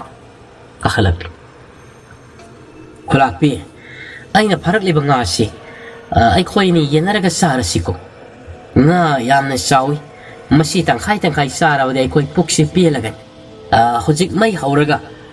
ꯉꯥꯁꯤ ꯌꯥꯏꯔꯒꯦ ꯍꯥꯏꯅ ꯈꯨꯗꯛꯇ ꯆꯣꯊꯤ ꯑꯁꯤꯅ ꯃꯩ ꯍꯧꯒꯠꯇꯅ ꯃꯐꯝ ꯑꯗꯨꯒꯤ ꯎꯇꯦꯛ ꯋꯥꯇꯦꯛ ꯎꯅꯥ ꯎꯝꯁꯤꯜꯂꯦ ꯍꯥꯏꯔꯒ ꯈꯨꯂꯥꯛꯄꯤꯗꯨ ꯋꯥꯗꯤ ꯇꯥꯔꯤꯕꯅꯤ ꯑꯗꯨꯕꯨ ꯃꯄꯨꯔꯣꯏꯕ ꯀꯥꯔꯣꯡꯒꯤ ꯈꯜꯂꯨꯕꯗ ꯃꯍꯥꯛ ꯑꯁꯤ ꯋꯥꯈꯜ ꯑꯁꯤ ꯅꯦꯅꯥ ꯇꯥꯕ ꯉꯝꯖꯗꯦ ꯆꯣꯊꯤꯒꯤ ꯃꯑꯣꯡꯗꯨꯗꯁꯨ ꯑꯃꯨꯛ ꯀꯌꯥꯗ ꯅꯨꯡꯁꯤꯔꯤꯕꯅꯣ ꯃꯁꯥꯗ ꯃꯁꯥꯒꯨꯝꯅ ꯈꯜꯂꯤ ꯆꯣꯊꯦ ꯅꯪꯕꯨ ꯋꯥꯔꯅꯤꯗ ꯑꯗꯨꯒꯤ ꯁꯔꯨꯛꯄꯨꯗꯤ ꯆꯠꯂꯁꯤ ꯂꯥꯛꯑꯣ ꯆꯥꯗꯅ ꯀꯩꯗꯧꯔꯨꯒꯗꯕꯅꯣꯗ ꯅꯪꯅ ꯃꯗꯨ ꯇꯧꯔꯒ ꯍꯦꯟꯅ ꯋꯥꯅꯕꯅꯤ ꯍꯥꯏꯗꯨꯅ ꯍꯥꯏꯔꯤ ꯈꯨꯂꯥꯛꯄꯤ ꯑꯁꯤꯅ ꯆꯣꯊꯦ ꯑꯁꯤꯕꯨ ꯃꯁꯥꯒꯨꯝꯅ ꯀꯌꯥꯗ ꯅꯨꯡꯁꯤꯖꯔꯤꯕ ꯈꯨꯂꯥꯛꯄꯤ ꯍꯥꯏꯕꯁꯤ ꯃꯄꯤ ꯃꯄꯥꯟ ꯈꯨꯂꯥꯛꯄꯤ ꯀꯌꯥꯝꯕꯨ ꯀꯨꯏꯔꯨꯅꯦꯒꯦꯗ ꯃꯁꯤ ꯑꯃꯨꯛꯇꯪ ꯆꯥꯔꯒ ꯆꯠꯈ꯭ꯔꯁꯤ ꯃꯥꯁꯤ ꯈꯨꯂꯥꯛꯄꯤꯁꯤꯅꯒ ꯋꯥ ꯉꯥꯡꯉꯛꯄꯁꯤꯗ ꯋꯥꯈꯜ ꯅꯨꯡꯉꯥꯏꯔꯗꯨꯅ ꯉꯥꯗꯣ ꯃꯐꯝ ꯑꯁꯤꯗ ꯌꯥꯏꯔꯦ ꯍꯥꯏꯔꯒ ꯅꯝꯐꯨꯗ ꯈꯨꯂꯥꯛꯄꯤꯁꯤꯕꯨ ꯊꯦꯝ ꯅꯧꯗꯨꯅ ꯄꯤꯖꯔꯒ ꯃꯈꯣꯏ ꯑꯅꯤꯃꯨꯛ ꯇꯨꯡꯗ ꯃꯥꯡꯗ ꯇꯝꯌꯥꯊꯦꯜ ꯈꯨꯜꯒꯤ ꯃꯥꯏꯀꯩ ꯄꯥꯡꯅ ꯂꯥꯛꯑ ꯍꯧꯖꯤꯛ ꯍꯣꯔꯦꯟ ꯌꯧꯒꯗꯕꯗꯤ ꯅꯠꯇꯦ ꯃꯈꯣꯏꯅ ꯍꯜꯂꯛꯂꯤꯕꯗꯣ ꯑꯗꯨꯕꯨ ꯃꯊꯃꯣꯏꯅꯨꯡꯗꯗꯤ ꯆꯣꯊꯤ ꯑꯗꯨ ꯀꯞꯂꯤꯕꯅꯤ ꯑꯣ ꯈꯨꯂꯥꯛꯄ ꯀꯥꯔꯣ ꯐꯈ꯭ꯔꯕꯅꯤꯗꯀꯣ ꯅꯍꯥꯛꯁꯤ ꯇꯔꯥꯏꯅ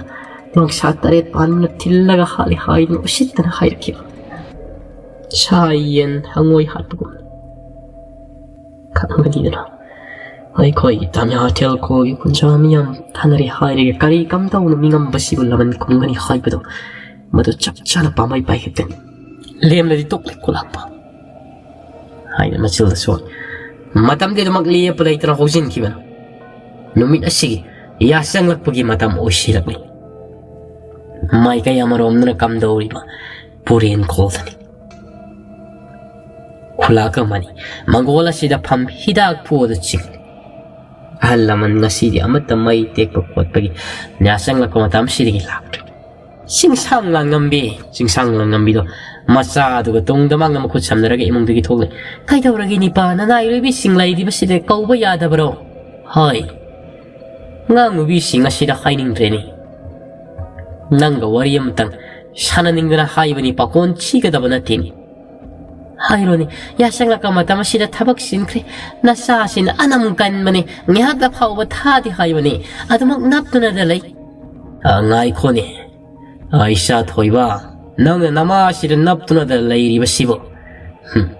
나마시 하용와 시카바디 낭까람 따호거니 아이들 깝 makoini yokseba masani pasi yaujikti satpa khotpa ningthina phachana ngamlaba sauren khara thiba angang oi atopa angang oi be sahi hai siga pani amdi sauram lagadaba matam chiga herani pa madu wane na ngangli budubo kari leira bagi hayuni kolaka mani taina teda hausikti ai khoi khol sunena tana leiba haibudu oirabanina ai tamya thel kulda muktang di setluge danani nang kari khanbagi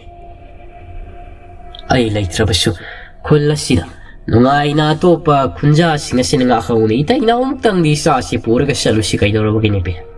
ima pa bodo udaba kuire kongi khunja singa dasu thenadaba adu kuire dana inaw laingam sumangai amuktang di salusi 징상란 남비나 헤라니빠 마두가 아목다 꼬나 딱나 카나 기시다 혹시 힝사보금 라바 샤오라바 누밋 영비기랑 오랑다이 오이리바두나 아이 코이다 아키야 캉피한나 누미당 라오 공으로 따로리바두보 헤라니피야 랑두다 투크라바니니 노무나 트라가 노무디 깡산나나 싸라 탁다바디기 시크라가다바니니 마이 라이오 이바두나 야로이도리바니니 시바나 아이다바 하이바두나 야로이도리바니니 아도막 강라가 시크라가다 보니냐 싸가다바 탁가다바나 아마타 싸락드라바디 농시 파라 싸루여 보디 고염라이 먹나띠니 말이 타이어 워리오 타이케 아사나리 아두 밤바이 레이트리 hꯧ직 오이리바 모모 타우시다 훌라가 마학나 타도가가 셋바 하이브스 아마로움드디 얌나 쿠동팀라이 오혀가다바 마샤가마 오이리바니 마하기 마나이로이 카라 농시업싱어두다 샬란나나 Chidi hidaki mana matulsing kakaluribado madusu mamsilaklaba matamasida halaklaga hulako manigi mafamna asida lairi haiduna makoina nabu thabu poduna pini yomlaga porliba singada loina makisina hulako manina hai yaman krene side ai ngoda loina sinaba yaroine aina pirabani nakoina porliba nabu tara khak ai sida tham ataidi nakoi yanarga loina launaroko adubu tawbadaba madam pumnamakta aikoina kauritabadi airiba sidi hidaki matol mana kakthalaga kangalaga thamguduribase aikoi khulasigi minata sakhanglaba mi amatada sinaba yaro makoida sizinahanba yadeko aikoi masau khakta sizinagadaba masigi sida hidagasi ibadaw pakhangmana aikoida amuk hana pibiraga mahaki matik yaisi atopa khunmi singna natna live yauna fauba kanak mi horibani phagani khulakpa madu ai khoi ngak na sachagi haidana wahai ke asu hairik loina makhana khulakpa mingam basu nungaina ma ninglu ba thabak khoding ma hadakti tarai na pangthokpa ngamnak pasida mathamoi khaina penjaran haibaga tawbaga numit umbigi lango langdai oiraba layoiraba hingsaba gumlaba mahagaldi hausi kang salema bu adu isi sweet crab kaisu sarak tharak tabada mayadu ha ga launa awa saina khola du khang mabu isi sesele mayang ipakpak sale namidangi thengsilakba matam mai kayamarom duna sana khol honjamta phe phau launa de mamsin khabanini ning ngamge mayu masidadi mioi khara suodamak lai nipi ahumadu makoi mangani yum masida lai minari basi pali naina nipi ani natraga ahum natraga na mari hek lengna bayawi ngasidi adomak ahum lek de makoi ine koi indian koi lapire ngasa eu kenda adagi hayingi amu atop pali taragani adubu ai koi yum sida lai bada kari akiba samilga phangbakati yawba aigi loinabi apisana sinani hekta mamu mamsin krabadi aki asina bupui ayun tilgi matam dasu imong asida matanda layo adumak yadi ang asaisu nakoy ahum na so na sat kribado maduda matanda layo yadana aisu sumang sida paya sirga layramadagi imong sida sanglaga mahang na tabak tawrudo sanglibani ining thawlai ngam adugidi aikhoi yum ataisu khara khara de tawi adu aikhoi na sum laijabade wadi waro biganu ining thawi yum mase khajik shaptra kallida ahingdaga aikhoi mang hara karino wakhal ta de mikap tholakpada aikhoi na ahum na tumli basi mamang sida tubad samnana wangfrang wang ama he ui mitna hek sing mapung phana singlakpada amuk hekta mang khiba hek taw aikhoi ahum ba subani aikhoi naga kaya ki gandabani haijadrabani nahanong masu aikhoi amuk hanna palita jegedana taidana hai basinadi lairida makhoi na hal oi bani na kaya thoina kiru da baiwani siuma kaya su thingarak na adu ining thau ngasidi sa si isung sungi panamak haijabaki wani yung masida lektuna laibase at yamna akitam rai puraba laifam tinpam kanba suklaba mafam da laibaga jamana na isa sida phaw aduna ining thau yarabadi ngasise in thawna mikup naum singnan anai aikhoi busu yengsin biu ko kari su khanbi ganuda ini koin don khoi adumak laibi ai laijari aina section na yengsinani ai su kari tawgadabano khangdri isa sida laison di sona du khangbo oiba tarabadi kharama khaidi taina ba ngamgadaba adu sunatri yung masidaga angang oinaga panmani yung pan ngamdadana ai ne khoi don khoina palitan likhan biri basini kaisu kaide adugidi ai khoidi ining thogi thogal phangsabat harau sabana loirabani ning thogi manai ni ai khoidi ining thona haibado mang ai khoi pangthok sagaduribani ai khoi nupa hoi su laklaga leki haye ining thogi thogal sema khoi ju phangjani ni mangol oirabo su leksege haibani madugi wadi nateda nupa singsu amuk laklabani karamna na khoi ge yumdi yum oina le hawani angang nubi ahal laman khat thado amadu su ngaite oriyo tai kaya sanare hairaga namidagi matam thengjela pa pung mapan makhai ga tarka matam adu da lainga mamadi api sana adu su makhoi ki ka adu na tum masangkre mayai ka adu da nipi ahom du su tumna himna na sem sa pung khai muki matum da loina maktum na kare siek makla matam asidi khangau da nipi ahom na tum liba lam yai mayai ka asi yumgi yanglen mathak adudagi phal launa musin muna iphan ba makak shong thari leimai du duk launa ta malim leimai thak ipun panasu se muk lau de tanadi krok na ko ga to mi ma khoi hom amu batuna tum libani pi ahongi masha mathak aduda ma khong pa adun ni ta hangala na chai makhoi ahum na hebagu karigumba amag yamna wana khangum torok li tumlamadi longna loi hipnari gai makhoi mabu masa pumna mak mit netra mushin mu masa iphan run chal laingam su tumli tadi abisana dudi mang phawna ko hekta raboi kari mataw no sidi makhoi ahum sakmana ayuna he channa kapagi khonjela kari no tawri basibo nipa laingam ta de maktum masidi piwa ma taw selakle yamna wana khanga mali haidana abi senado tapna phamung dudagi makhol tan davide kum tharakle mayai ka da larte nang ma thali busu puma mamga le magna pairi ba pudondo makhol adano paikale hairaga mayai ka ga makhoi ka ga hek thangna ba thongsin pandu mangak ado hai phetang sip tharubada mami ngak sangang ba mamai pak throk pak pa no sinu ba makak thawmoi pudon mang do phatlaw na thangsel pudon khangmoi kri ma hai na pisna do se law na masaru thapini adu digi lainga thokalak kai dore ni pi hai na khudak asida kai nom lai thokle hai ni pi hom do su kan na hi ꯃꯗꯨꯗꯒꯤ ꯂꯥꯏꯉꯝꯅ ꯃꯥꯗꯅ ꯈꯨꯗꯛ ꯑꯁꯤꯗ ꯊꯥꯎ ꯃꯩ ꯑꯗꯨ ꯑꯃꯨꯛ ꯊꯥꯟꯒꯠ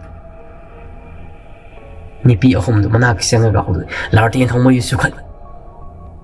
ꯅꯨꯄꯤ ꯑꯍꯨꯝꯗ ꯃꯃꯥꯏ ꯃꯩ ꯉꯥꯛꯁꯪ ꯉꯥꯡ ꯃꯈꯩ ꯍꯦꯛꯇꯗꯤ ꯁꯨꯡꯒꯗꯕꯒꯤ ꯂꯣꯏꯒꯗꯕꯒꯤ ꯇꯧꯔꯒ ꯂꯩꯔꯝ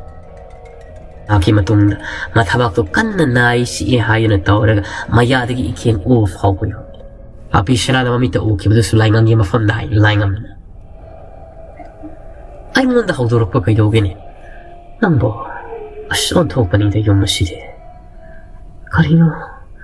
ꯑꯃꯨꯛꯇꯁꯨ ꯊꯥꯖꯔꯨꯗꯕ ꯃꯑꯣꯡꯗ ꯇꯧꯔꯛꯂꯤꯕꯁꯤꯕꯣ ꯅꯨꯄꯤ ꯑꯍꯨꯝꯗꯨꯁꯨ ꯑꯁ ꯏꯅꯤꯡꯊꯧ ꯍꯧꯖꯤꯛꯀꯤꯗꯨꯗꯤ ꯂꯣꯏꯔꯦ ꯑꯩꯈꯣꯏꯁꯨ ꯃꯤꯠꯇ ꯁꯪ ꯁꯪꯅ ꯎꯔꯤꯕꯅꯤ ꯇꯥꯏꯕꯪ ꯋꯥꯈꯜ ꯇꯥꯕ ꯉꯝꯗ꯭ꯔꯕꯁꯨ ꯏꯊꯛꯁꯤꯗ ꯀꯥꯈꯠꯂꯒ ꯃꯨꯁꯤꯟ ꯃꯨꯕ ꯋꯥꯡꯊ꯭ꯔꯪ ꯋꯥꯡꯕ ꯃꯔꯩ ꯄꯥꯛꯄ ꯑꯃꯅ ꯆꯠꯇꯅ ꯅꯦꯠꯂꯤꯕꯅꯤꯅ ꯑꯣꯟꯊꯣꯛꯅ ꯂꯨꯝꯈ꯭ꯔꯦ ꯑꯩꯈꯣꯏ ꯀꯤꯕꯅ ꯂꯥꯎ ꯈꯣꯡꯗꯅ ꯀꯞꯄꯅꯤ ꯑꯩꯈꯣꯏ ꯍꯧꯒꯠꯂꯛꯄ ꯉꯝꯗ꯭ꯔꯕꯁꯨ ꯂꯥꯏꯉꯝꯅ ꯏꯍꯦ ꯐꯔꯦꯁꯦ ꯃꯌꯥꯏ ꯀꯥꯁꯤꯗ ꯑꯩꯈꯣꯏ ꯄꯨꯟꯅ ꯍꯦꯛ ꯂꯩꯔꯁꯤ ꯅꯈꯣꯏ ꯇꯨꯝꯃꯨ ꯑꯩꯅ ꯁꯪꯒꯤ ꯃꯇꯥꯏꯁꯤꯗ ꯐꯝꯂꯒ ꯍꯥꯏꯗꯨꯅ ꯍꯥꯏ ꯑꯗꯨ ꯃꯈꯣꯏꯁꯨ ꯑꯃ ꯇꯨꯝꯃꯨ ꯌꯥꯗ꯭ꯔꯦ ꯇꯨꯄꯛ ꯇꯥꯁꯤꯜꯂꯒ ꯑꯄꯤ ꯁꯅꯥꯁꯨ ꯌꯥꯎꯅ ꯃꯈꯣꯏ ꯃꯔꯤ ꯂꯩꯈ꯭ꯔꯦ ꯂꯥꯏꯉꯝꯅ ꯅꯥꯀꯜ ꯑꯃꯗ ꯐꯝꯂꯒ ꯅꯣꯡꯉꯥꯟꯕ ꯉꯥꯏꯔꯦ ꯍꯟꯗꯛ ꯅꯣꯡꯅꯤ ꯑꯁꯤ ꯀꯔꯤꯁꯨ ꯇꯧꯔꯨꯗ꯭ꯔꯦ ꯍꯥꯏꯗꯅ ꯈꯜꯂꯒ ꯉꯁꯤ ꯇꯝꯊꯤꯕ ꯃꯑꯣꯡ ꯑꯃ ꯇꯧꯔꯛꯄꯁꯤꯗ ꯃꯤꯁꯤ ꯃꯤꯅꯥ ꯌꯥꯎꯔꯛꯀꯗꯕꯒꯤ ꯃꯑꯣꯡ ꯑꯣꯏꯍꯜꯂꯛꯄꯁꯤꯗ ꯂꯥꯏꯉꯝꯁꯨ ꯃꯀꯣꯛ ꯁꯥꯕ ꯍꯥꯏꯕꯗꯨ ꯑꯣꯏꯔꯝ ꯃꯇꯝꯗꯤ ꯂꯦꯞꯄ ꯂꯩꯇꯅ ꯍꯧꯖꯤꯟꯈꯤ ꯅꯣꯡꯉꯥꯜꯂꯝꯗꯥꯏꯒꯤ ꯄꯨꯡꯖꯥꯛ ꯄꯨꯡ 2:30ꯒ ꯇꯥꯁꯤꯜꯂꯛꯄ ꯃꯇꯝ ꯌꯧꯁꯤꯜꯂꯦ ꯃꯇꯝ ꯑꯁꯤꯗ ꯁꯥ ꯎꯆꯦꯛꯁꯤꯡꯁꯨ ꯑꯔꯥꯞꯄꯗꯒꯤ ꯈꯣꯡꯕꯒꯤ ꯃꯈꯣꯜ ꯇꯥꯔꯛꯏ ꯅꯨꯄꯤ ꯃꯈꯣꯏ ꯃꯔꯤ ꯑꯗꯨ ꯎꯏꯔꯨꯝ ꯇꯧꯊꯩ ꯐꯛꯂꯥꯡ ꯑꯗꯨꯗ ꯉꯥꯊꯗꯅ ꯍꯤꯞꯄꯒ ꯅꯠꯇꯦꯀꯣ ꯂꯥꯏꯉꯝꯗꯤ ꯃꯃꯤꯠ ꯆꯥꯐꯨꯃꯨꯛ ꯂꯥꯎꯊꯣꯛꯈꯩ ꯂꯩ ꯂꯥꯏꯉꯝ ꯑꯀꯣꯏꯕꯗꯨꯗ ꯑꯃꯨꯛꯁꯨ ꯌꯦꯡꯉꯤ ꯆꯥꯛꯈꯨꯝ ꯑꯗꯣꯝꯗꯁꯨ ꯌꯦꯡꯉꯤ ꯃꯈꯣꯏꯒꯤ ꯀꯥ ꯑꯗꯣꯝꯗꯁꯨ ꯑꯃꯨꯛ ꯌꯦꯡꯉꯤ ꯃꯇꯝ ꯑꯁꯤꯗ ꯈꯪꯍꯧꯗꯅ ꯃꯈꯣꯏꯒꯤ ꯀꯥ ꯑꯁꯣꯝꯗꯒꯤ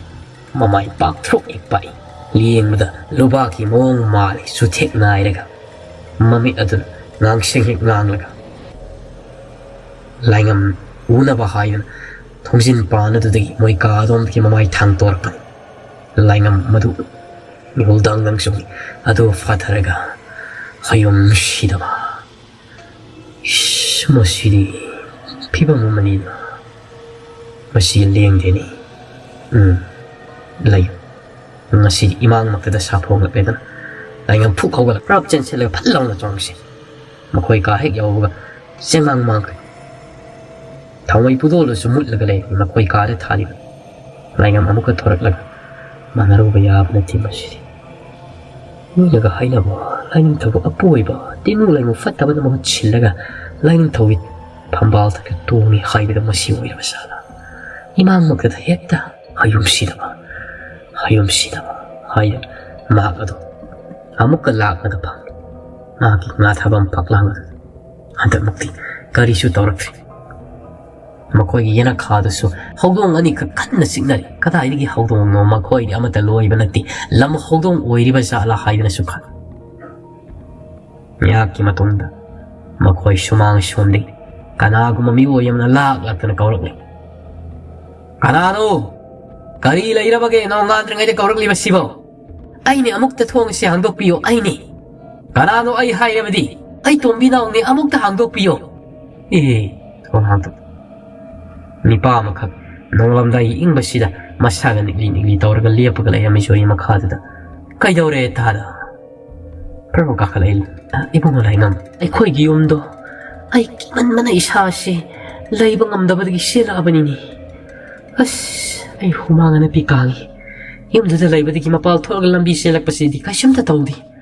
ꯀꯤꯠ ꯍꯦꯛ ꯉꯝꯕꯅꯤꯅꯦ ꯏꯕꯨꯡꯉꯣ ꯌꯨꯝꯗꯨꯗ ꯏꯊꯟꯗꯁꯨ ꯂꯩꯔꯤ ꯍꯥꯟꯅꯇꯩ ꯃꯁꯨ ꯅꯈꯣꯏ ꯌꯨꯝꯁꯤꯗ ꯂꯦꯛꯂꯤ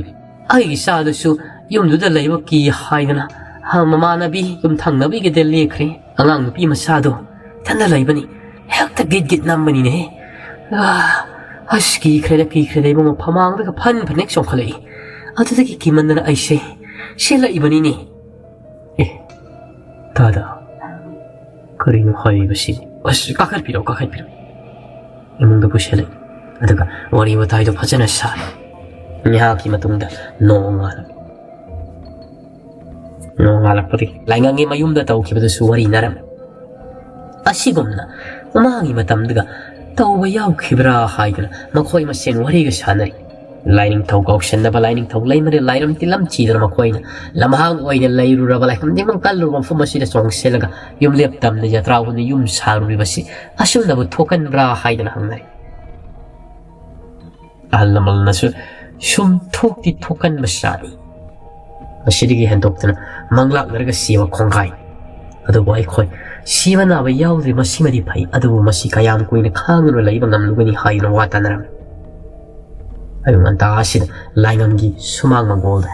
nupa nupi singado iyamana ti makoi kundi laiba siksi pero angang wisu yaw na tilay laingam ahlamal singsu tabiyo ini endol singsu yawbi asum na mamangi matam na ay koy na pakan ga khalaga lairi nga yidi karisu tawdi yum oy yum le yum pamtam na saraklaba matam masikag numisimum kaya ni lairiklaw matung da torak liba sibo asay di kan bang khangdrida alamana hay ibungo bakal nung kan na laiba hay budura makalaman yum way na yum lep chara lingna yum pam thona yatra hu na lairak pa hay basi lairam tilam ge khaidok pa lairam tilan kaukshan bagi thabak matik sana tawdra bani asidagi hen ba kaya thawri bani lairam tilam hay basi khaidagi maru oiba taibang mi oiba khoi ge putchira horil numidang sidi nupi angang amata yumda lainaw khaiba yar ining thaw yum masida sukana na pali targa lekpi gani laingam na adati asumna tawrasi ai khoi pulapna mafam amada layasi ai khoi yum masida oirabasu ataw mafam amada oirabasu mi pulapna lairabadi madu faudi tawrak loi hai khal alamana hai ibunga madu su tamanga banatini ha lai china kan genra kan khrabadi pulap nam laksin na hat su yawri banini adu aikoi mit na singna lairasi aikoi khunja ma sing su ya manati horen phana phana ba tanarasi makhoi ani sat ki badasu halapadi yarabani hauje khawal lakri basiu kayam yamna sang balam oira basala laingam adu idi mam mafam yamna sang khrabajani hoi chinglai ka tongna satpa oirabati pungja kharadi yongwani adu khong hekta satkhibanina madugi wadi ai khoina paruba yar adu ma khoina satkhibado khulakam mingam madu loina bira kadori bra haibadu su khangdi lakpulak lab thagol la sagon gari dara tawraga ma khoi lakham di thoida haidana wari watai ka ya su sanara laingam dusu ningthawmo ina makong ma mai ngawbo ana ma hasu ba haibu oirabanina wakhal lok sing thokri